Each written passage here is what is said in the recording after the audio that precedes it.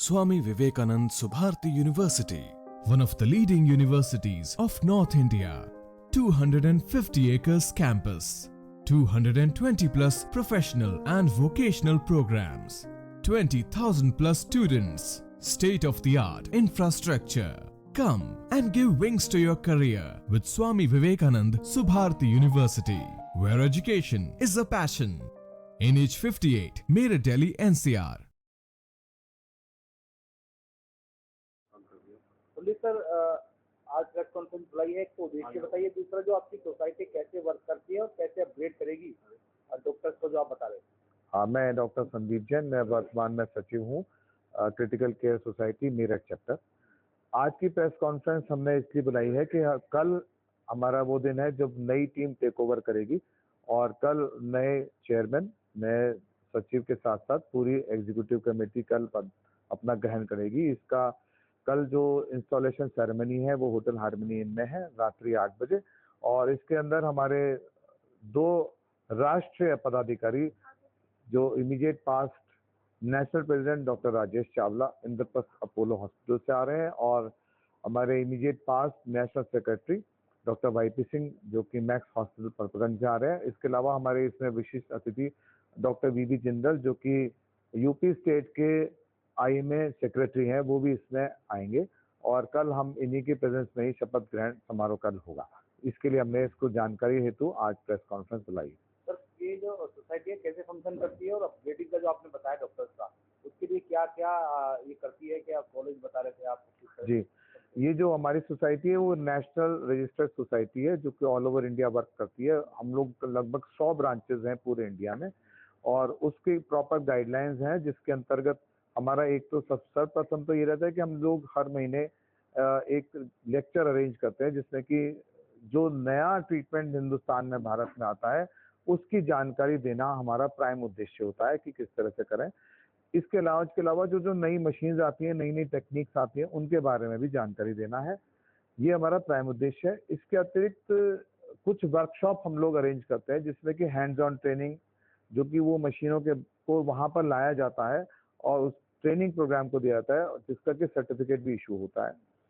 इसके अतिरिक्त जो डिग्री धारक अभी हमारे जो पोस्ट ग्रेजुएट डिग्री जिनको नहीं है और एमबीबीएस के डॉक्टर्स हैं और वो आईसीयू में केयर करना चाहते हैं, तो उनका ट्रेनिंग प्रोग्राम भी हमारा प्रॉपर अरेंज करते हैं जो कि समय समय पर होता है। उसके लिए एक प्रॉपर स्थल है, हॉस्पिटल्स है, और प्रॉपर एक टीम है गठन किया गया है जिसके प्रॉपर डायरेक्टर, पोस्ट डायरेक्टर हैं, उनके अपने टीचर्स हैं, और ये प्रोग्राम हिंदुस्तान के करीब 20 या 30 हॉस्पिटल्स में किए जाते हैं जिसका प्रॉपर रजिस्ट्रेशन होता है, पूरे ट्रेनिंग प्रोग्राम होती है, एग्जाम होता है और 2 या 3 साल का सर्टिफिकेट इशू होता है, जिसके बाद की जो एमबीबीएस डॉक्टर है वो इंटेंसिविस्ट कहलाया जाता है।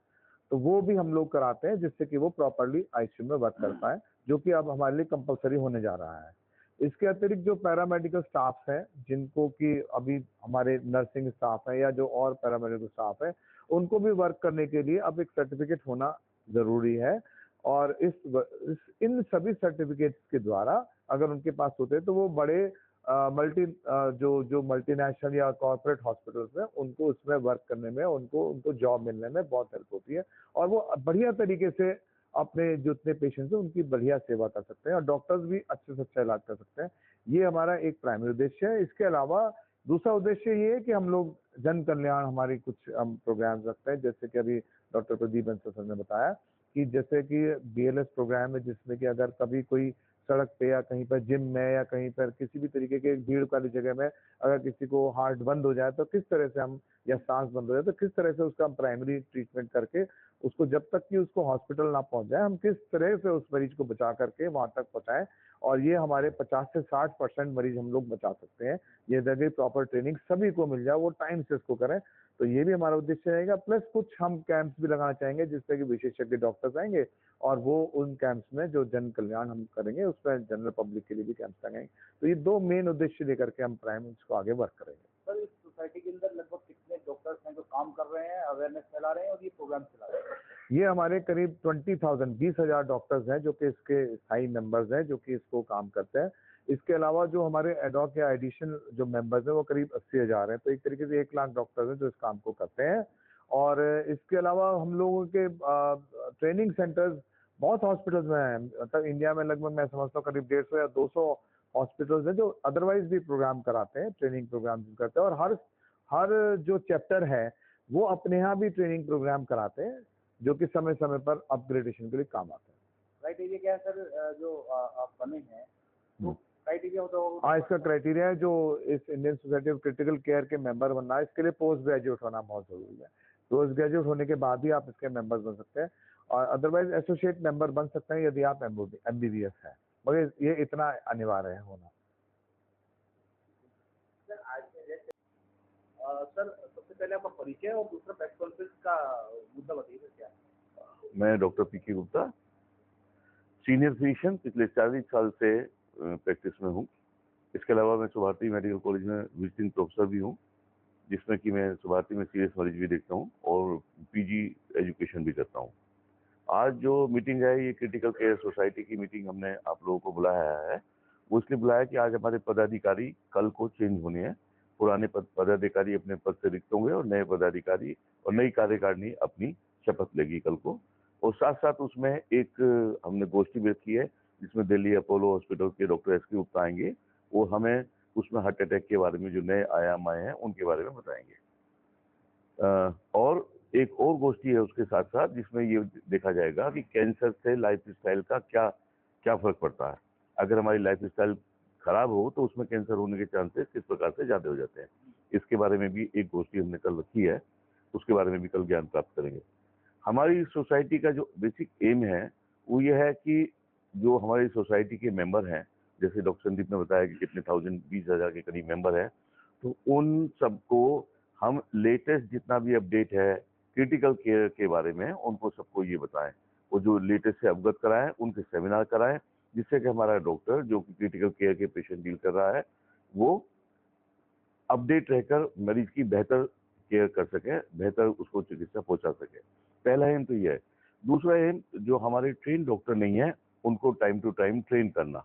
जैसे संदीप ने कहा कि हम उनको जो MBBS डॉक्टर्स हैं उनको सर्टिफिकेट देके 2 या 3 साल का, और हम उनको ट्रेनिंग देंगे जिससे कि वो ICU में काम कर सकें। आज की डेट में शहर में बहुत सारी ICU उपलब्ध हैं जिसमें ट्रेन करने के लिए हमें टाइम टू टाइम डॉक्टर्स की जरूरत पड़ती है, और वो डॉक्टर इंटेंसिविस्ट होने चाहिए। ऐसे नहीं कोई भी MBBS जनरल डॉक्टर उसमें जाके काम कर सके, उनको इंटेंसिविस्ट की या क्रिटिकल केयर की ट्रेनिंग पूरी होनी चाहिए। आजकल क्रिटिकल केयर भी स्पेसिफिकली चेंज हो गया है, जैसे न्यूरो के लिए, नर्वस सिस्टम वालों के लिए अलग हो गया न्यूरो क्रिटिकल केयर, कार्डिक का अलग हो गया कार्डिक क्रिटिकल केयर, पीडियाट्रिक का अलग हो गया पीडियाट्रिक क्रिटिकल केयर। तो इसमें से इनमें भी विभाजन हो गया है, जिसके अकॉर्डिंगली हम अपने डॉक्टर्स को उसके अकॉर्डिंगली ट्रेन कर लेते हैं। दूसरा ये है, दूसरा एम तो हमारे डॉक्टर्स को ट्रेन करना है जो ट्रेन नहीं है, और तीसरा पब्लिक को भी ट्रेन करना है।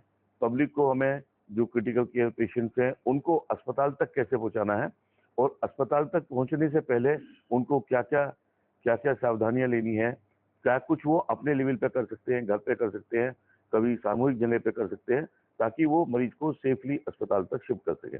ये ट्रेनिंग भी हमारी इस सोसाइटी का एक पार्ट है। इन तीनों उद्देश्य से ये सोसाइटी रन करती है। मेरे ख्याल से डॉक्टर, मैं एक सक्षम आदमी के हाथ में ये सत्ता सौंप के जा रहा हूँ। डॉक्टर संदीप जैन हमारे बहुत सक्षम व्यक्ति हैं और वो इसको 2 साल बहुत अच्छी आगे तक ले जाएंगे। धन्यवाद। सर परिचय दीजिए। और मैं डॉक्टर विजय नारायण त्यागी हूँ। मैं चेस्ट स्पेशलिस्ट हूँ, MD चेस्ट हूँ, और यहाँ 23 साल से 24 साल से शहर में प्रैक्टिस कर रहा हूँ। हमारा स्पेशलाइजेशन चेस्ट वालों का ICU का और क्रिटिकल केयर का और एयरवे सांस की नलियों का होता है, तो यूजुअली हम लोग इसमें इन्वॉल्व रहते हैं। दूसरी स्पेशलिटी एनेस्थीसिया है जो ऑलरेडी इसमें होती है, मरीज सिक हो गया, ट्यूब डालनी है या नलियाँ डालनी है, वो स्पेशलिस्ट होते हैं। और मेडिसिन, MD मेडिसिन इसमें इन्वॉल्व रहते ही हैं क्योंकि उनके पेशेंट्स होते हैं प्राइमरली जो हॉस्पिटल में जाते हैं। 2 तरह के कंसेप्ट होते हैं, एक ओपन ICU, एक क्लोज ICU। इंडिया में ओपन ICU चलते हैं, मतलब कोई भी मरीज अपना लाके ICU में रख सकता है और अपना इलाज कर सकता है। तो उसको देख रेख करने वाले जो होते हैं, आइडियली जो डॉक्टर देखते हैं, वो एक इंटेंसिविस्ट होने चाहिए, जिनको इंटेंसिविस्ट की ट्रेनिंग होनी चाहिए, मशीन्स का पता होना चाहिए, लाइन का पता होना चाहिए, उनका इंटरप्रिटेशन पता होना चाहिए, कब क्या करना है, कैसे करना है वो पता करना है, और प्राइमरी कंसल्टेंट को वो इन्वॉल्व करें। तो ये कंसेप्ट यहाँ चलता है, बाहर ये नहीं चलता। बाहर आपका जो अंदर है वो अंदर ही रहेगा, जो OPD वाला है वो OPD रहेगा, जो सर्जरी वाला है वो सर्जरी रहेगा। वहाँ सब कुछ अलग अलग है। वहाँ लोगों की रोटेशनल ड्यूटी जरूर लगती है कि इस 1 महीने आप सर्जरी करेंगे, इस 1 महीने आप OPD करेंगे, इस 1 महीने क्रिटिकल केयर करेंगे, बट एक साथ सारे काम नहीं कर सकते। हमारी पॉपुलेशन बहुत ज़्यादा है, हमारे लिमिटेड रिसोर्सेज हैं, इस वजह से हम लोग सब लोग एक साथ सारे काम कर लेते हैं और करना हमारी मजबूरी भी है। आधुनिकरण इतना ज़्यादा हो रहा है, एआई आ रहा है, आर्टिफिशियल इंटेलिजेंस आ रहा है, इंजीनियरिंग बहुत ज़्यादा एडवांस हो रही है, इसलिए मशीन्स इतनी एडवांस हो रही हैं कि पूछिए मत। उन सारे मशीन्स का इंटरप्रिटेशन समझ में आना चाहिए, इसके लिए ये अपग्रेडेशन ज़रूरी है, क्योंकि लगातार मशीन्स नई नई आ रही हैं। किस तरह से काम करेंगी, मरीज में उसका क्या इंटरप्रिटेशन है, उसका क्या मतलब है और उसमें क्या नुकसान फ़ायदा करेगी, इसका जब तक नहीं मालूम होगा तब तक ये चीज़ रेसिप्रोकेट करेगी नहीं पूरे वर्ल्ड में। तो पहले जहाँ बनती है वहाँ होती है, फिर उसकी मेन ट्रेनिंग होती है वर्ल्ड वाइड, फिर इंडिया में ट्रेनिंग होती है, फिर वो नीचे लेवल पे जाती हैं, डिस्ट्रिक्ट लेवल पे जाती हैं। तो ये नहीं होंगी तो अल्टीमेटली इसका रिस्पॉन्स पेशेंट में या फिर डॉक्टर में नहीं होगा। ऐसे बहुत सारी चीज़ें हैं जो डॉक्टर्स को नहीं पता है, क्योंकि आपके करिकुलम में नहीं सिखाया गया था। इसी की वजह से ये हर बार रेगुलर ट्रेनिंग होनी ज़रूरी है और हर बार एक मीटिंग होती है अलग अलग टॉपिक पे, और उस पर डिस्कशन होते हैं कि इसमें नया क्या आ गया और हम अब नया क्या कर सकते हैं पेशेंट के लिए। तो हर चीज़ पेशेंट ओरिएंटेड है। ऑफकोर्स हमारा जो खर्चा ज़्यादा जा रहा है वो इसी वजह से ज़्यादा जा रहा है, मशीनें नहीं हैं, उनकी एएमसी नहीं है, और उनका जब भी आप ऐसे में इंटरप्रेट करोगे या लगाओगे वो वर्ल्ड वाइड सेम कॉस्ट करेगी। तो इस वजह से हमारी कॉस्ट बहुत ज़्यादा जा रही है, और critical care is a costly affair, ये सस्ता काम नहीं है। आईसीयू में मरीज पहुंच गया तो वो बहुत महंगा काम है। तो वो काम महंगा इसी वजह से है, क्योंकि वो मशीन इंडिया में नहीं बनी, वो एक ही जगह बनी है वर्ल्ड में, और वो सारी दुनिया में उसी कॉस्ट पे है। सब जगह उसकी कॉस्टिंग अलग है, किसी जगह उसकी 1 लाख रुपए कॉस्ट हो रही है, किसी जगह 50,000 रुपये कॉस्ट हो रही है, यहाँ हम 5,000 में कर रहे होंगे शायद। तो इस वजह से जो एक बर्डन है सोसाइटी पे कॉस्ट का, वो इसी वजह से है। इसको इंडिया में मॉडिफिकेशन ला रहे हैं इस वजह से कि वो कॉस्ट एकदम से रेप्लिकेट ना करे पेशेंट पे, और उसकी कॉस्ट भी कम करा जाए। बीच का जैसे जुगाड़ टेक्नोलॉजी जो इंडिया में होती है वो इस्तेमाल होती है कि इसमें और क्या क्या किया जा सकता है, कि एक चीज़ पे हम कितने इंटरप्रिटेशन कर सकते हैं जिसकी वजह से मरीज को फ़ायदा हो जाए और डॉक्टर्स को ऑफकोर्स फ़ायदा हो। और इस पे शोध होते हैं प्रॉपर कि ये किया तो क्या हुआ, ये किया तो क्या हुआ, तो उसका जो आउटकम होता है वो हमको बताया जाता है कि इस चीज़ के बेनिफिट इतने ज़्यादा हैं, तभी वो सोसाइटी में आती है। तो ये चीज़ इतनी इम्पोर्टेंट है, जो आपका जीवन शैली है डॉक्टर्स की अपनी, आपकी अपनी रूटीन में वो इतनी इम्पोर्टेंट है, इससे डायरेक्ट मरीज के जीवन का फर्क पड़ता है। तो ये बहुत इंपॉर्टेंट है। क्रिटिकल केयर से इम्पोर्टेंट कुछ नहीं है। सिक पेशेंट आईसीयू में आ गया, किसके हाथों में आ गया, उसकी कितनी नॉलेज है, वो कितना इंटरप्रेट कर पा रहा है आपकी बीमारियों को और आपकी जांचों को, उसका क्या आउटकम दे पा रहा है, सब डिपेंड करता है उस पर। तो दीवारों से इलाज नहीं होगा, इलाज आदमियों से ही होगा वर्ल्ड वाइड। तो वो आदमी का इंटेलिजेंट होना, आदमी का ट्रेंड होना और उसके सबऑर्डिनेट्स का ट्रेन होना बहुत ज़रूरी है। तो सारी सोसाइटी सिर्फ इसी चीज़ में फोकस करती है कि लोग ट्रेन हों। सब पूरा परिचय और सबने अपने टॉपिक पर बताया। सर बताइए जो सोसाइटी है किस तरह से नई चीज़ें अपडेट करने जा रही है, और जो डॉक्टर्स हैं जो काम करते हैं उनको कैसे अपडेट करेंगे, बताइए। मैं डॉक्टर प्रदीप बंसल हूँ, जनरल सर्जन हूँ। मैं आशीर्वाद हॉस्पिटल है मेरा, बागपत रोड पे, और मैं यहाँ पे रेड क्रॉस सोसाइटी है उसमें वाइस चेयरमैन हूँ। तो बेसिकली मेरे को इस सोसाइटी में अभी जन कल्याण प्रतिनिधि का दायित्व सौंपा गया है। तो उसके लिए जो हमारी अभी प्लानिंग है, एक तो यही है जो जैसे अभी सचिव महोदय ने बताया कि हम लोग समय समय पर BLS प्रोग्राम जो बेसिक लाइफ सपोर्ट होती है उसके लिए जगह जगह हम कैंप लगाएंगे। उसके लिए हम मैक्सिमम कोशिश करेंगे कि जितने जैसे जैसे डॉक्टर ने बताया कि जिम में उसमें इस तरह के लोगों को बुला के 50 लोग 100 लोगों को समय समय बुला के ट्रेनिंग देंगे, जिससे कि इमरजेंसी में तुरंत वो क्या फर्स्ट एड दे सकते हैं और किस तरह से पेशेंट को हम जल्दी से जल्दी ट्रांसफर कर सकते हैं। अच्छा, क्योंकि उसके अलावा हम वैसे भी कैंप, मेडिकल कैंप भी लगाएंगे, कुछ ब्लड डोनेशन कैंप की प्लानिंग कर सकते हैं, या हम ब्लड ग्रुप टेस्टिंग की भी कर सकते हैं। क्योंकि मैं यहाँ पे रेड क्रॉस सोसाइटी से अटैच हूँ, तो इन दोनों सोसाइटी के बीच में हम थोड़ा सामंजस्य बिठा के कि जिससे हम अपने जो स्टेट के या अपने डिस्ट्रिक्ट के हमारे ऑफिसर्स वगैरह उनसे भी हम थोड़ा सा बिठा के पब्लिक अवेयरनेस के लिए मैक्सिमम जो भी वर्क होगा वो करेंगे। तो पब्लिक प्लेस में चलेंगे आपके प्रोग्राम सारे? पब्लिक प्लेस पे ही चलेंगे, या कुछ को हम IMA हॉल पे बुला के कर सकते हैं, क्योंकि ट्रेनिंग प्रोग्राम तो हमारा IMA हॉल में ही करना पड़ेगा हमें, क्योंकि उसके लिए हमें पूरा इक्विपमेंट वगैरह चाहिए होता है ना।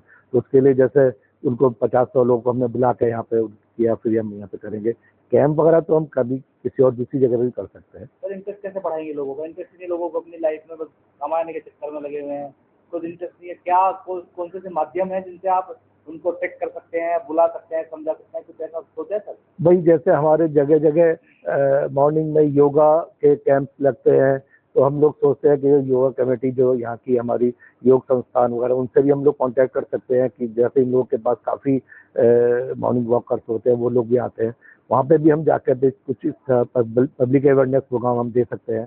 कोई छोटा इस तरह कोई टॉपिक का उनसे हम डिस्कस करके, जैसे 50-100 लोग उनके पास होते हैं तो हम 3-4 लोग चले जाएं वहाँ पर, उनको थोड़ा सा अवेयर करें कि भाई किस तरह से आपको योगा व्यायाम या उसमें भी आपको किस तरह की हमें किस तरह अगर मेडिकल हेल्प की जरूरत है या हमें कोई फिजियोथेरेपी इस टाइप की हमें देनी है, कोई ओल्ड एज पेशेंट है उसको हम किस तरह से उसमें हम हेल्प कर सकते हैं। सोशल मीडिया और अन्य माध्यमों का सहारा लीजिए।